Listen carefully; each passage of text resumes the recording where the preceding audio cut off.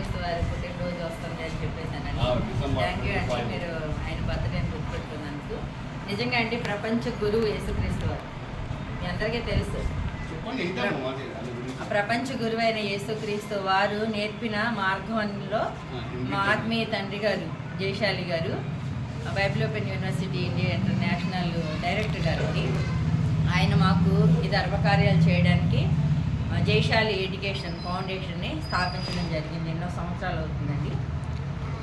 ఎన్నో సంవత్సరాల నుంచి ఈ కార్యక్రమాలు జరిగిస్తూ ఉన్నాము. ఈ రోజున వచ్చేసి రేపండి జయశాలి గారి బర్త్డే సందర్భంగా ఇలాగ వృద్ధులైన వారికి ఇది యేసుక్రీస్తు వారు నేర్పిన మార్గం అండి. మా అందరికీ ఆయన ఎంతోమందికి అన్నదానం చేయించారు, భోజనాలు పెట్టారు. ఆయన వేల మందికి భోజనాలు పెట్టడం కానివ్వండి, అలాగే అనేక మంది రోగులకి నయం చేయడం కానివ్వండి, అనేకమైన రోగాలను తీయడం కానివ్వండి. మీరు అందరు పెద్దవాళ్ళు కదా, మీరు వింటూనే ఉంటారండి, మీ అందరికీ తెలుసు.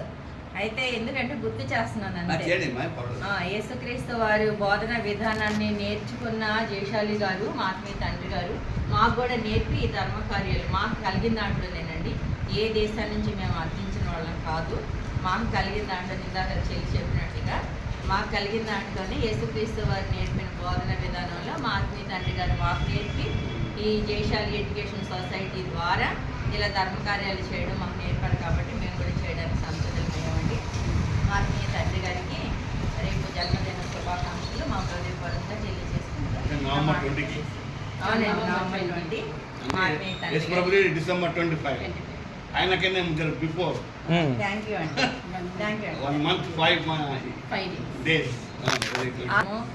నిరాశ్రులైన వారిని ఆదుకోవడము, దాహంగా ఉన్న వాళ్ళకి దప్పిక తెచ్చడం, రోగగ్రస్తులైన వారిని ఆదరించడం, ఇవన్నీ ప్రభు నేర్పిన మార్గమే కదండి. మీరు అందరు పెద్దవాళ్ళు, మీ అందరికీ తెలుసు. ఈ నోట వింటారు కాబట్టి మీకు మనసు ఉంటే మీరు అంగీకరించండి.